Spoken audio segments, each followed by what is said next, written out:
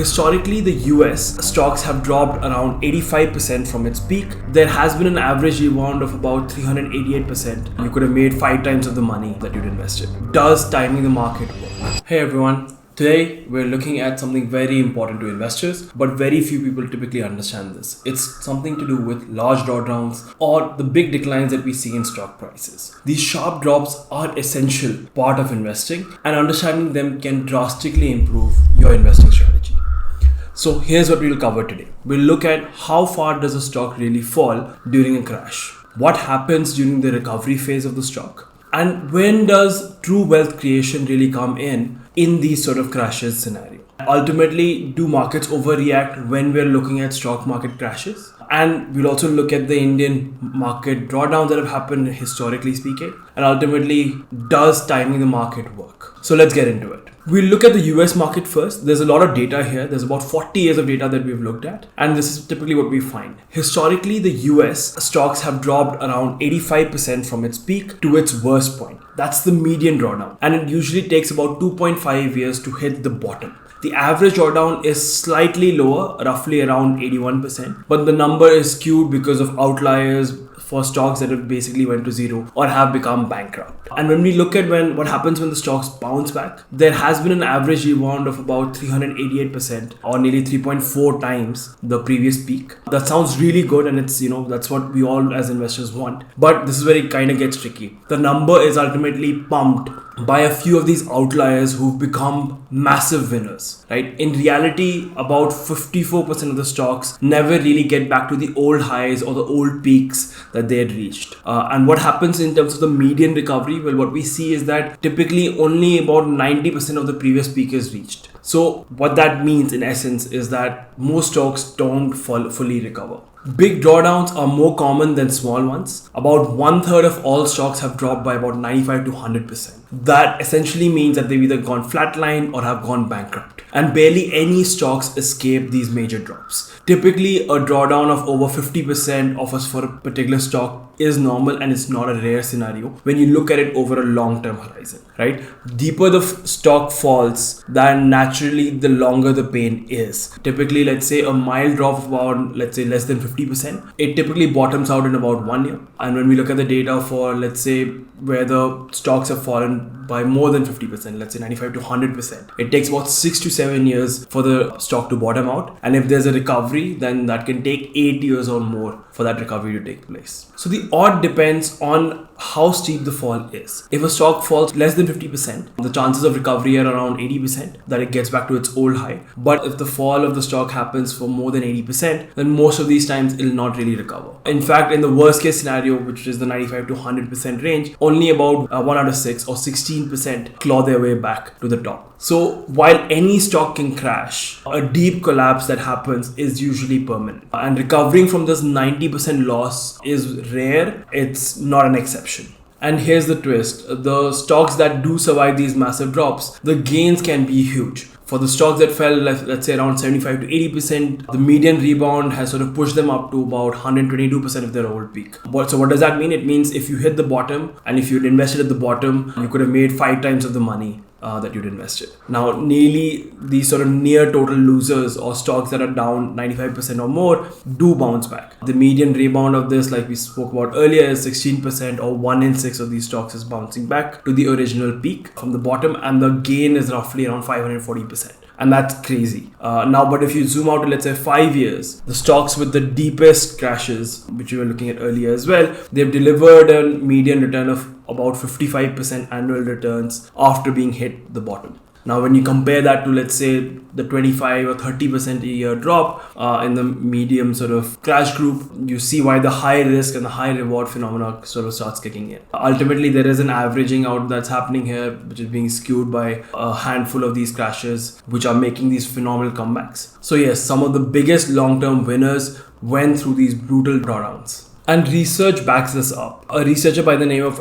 Henrik Besmender studied long-term stock returns and found that most of the market's net wealth creation was coming from a very tiny portion of these superstar stocks. These stocks had often faced massive drops in their stock prices at one point. Companies, let's say like even Apple and Amazon, have gone through these phases when they had dark years and they weren't necessarily the darlings for the market. But shareholders that stuck through the pain ended up with massive gains. So what do regular investors do when these stocks tank? Surprisingly, many buy more. They buy the dip. It feels like a deal because you're typically averaging out, you're lowering your cost, you're averaging down. But here's what the research shows you. It tells you that averaging down doesn't necessarily improve the returns. In fact, it actually makes the losses worse. And the reason for this is to do with what we spoke about earlier, because it's tough to tell if you're buying a bargain stock or if you're stepping into potentially a value trap. Sure, some of the beaten down stocks that we spoke about might just be oversold and could bounce back really hard.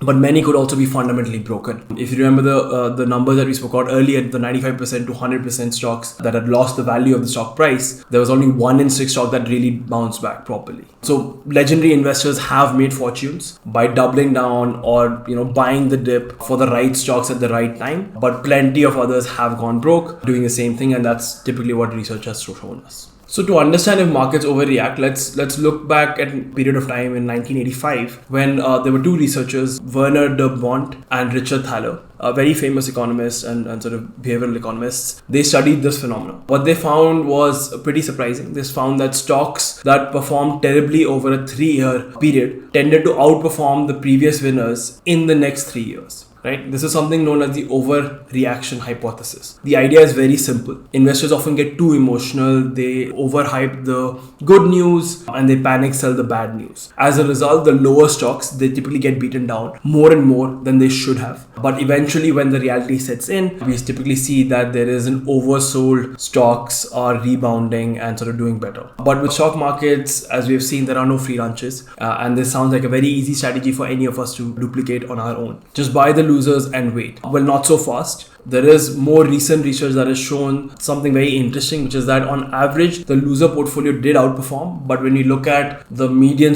loser stock that was there in that portfolio, that still underperformed. So what this means in very simple words is that there's a handful of big comeback stories that have done really well and have fundamentally skewed the result that we're seeing here. Most of the loser stocks stay losers or have gone bankrupt as well.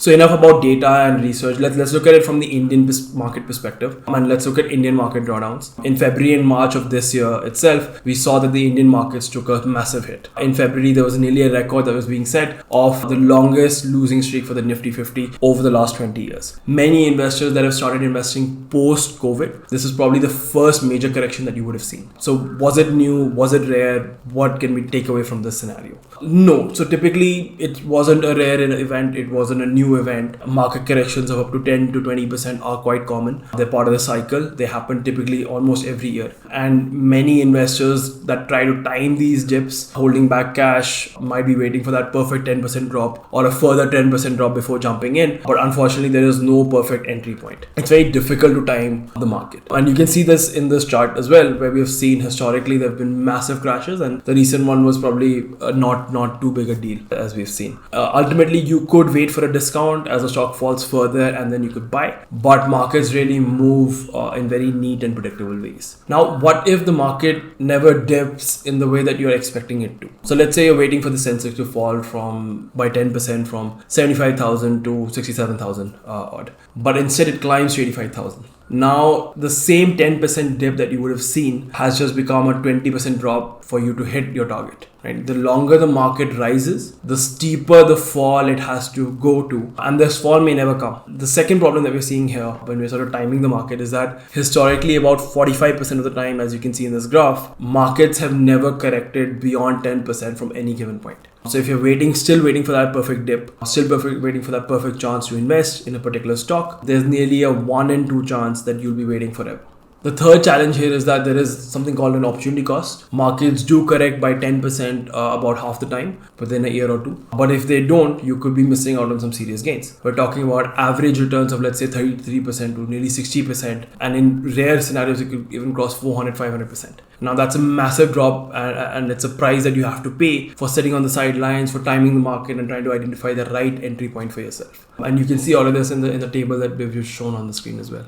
And lastly, there's the psychological trap. If the market keeps going up, it's going to be harder and harder to buy back in. You start second guessing yourself. There can be a lot of behavioral biases that could come in as well. And that's something you don't want to admit to yourself that you might have missed out. This emotional hesitation, this can lead to potential losses in these sort of opportunities and long periods of essentially being underinvested or not investing in the market. Timing the market, sounds really great and very smart in theory, but in reality, it's a very high risk, very low reward strategy. In most of the scenarios, like we've seen through the data, you're more likely to miss out than you're going to sort of cash in it.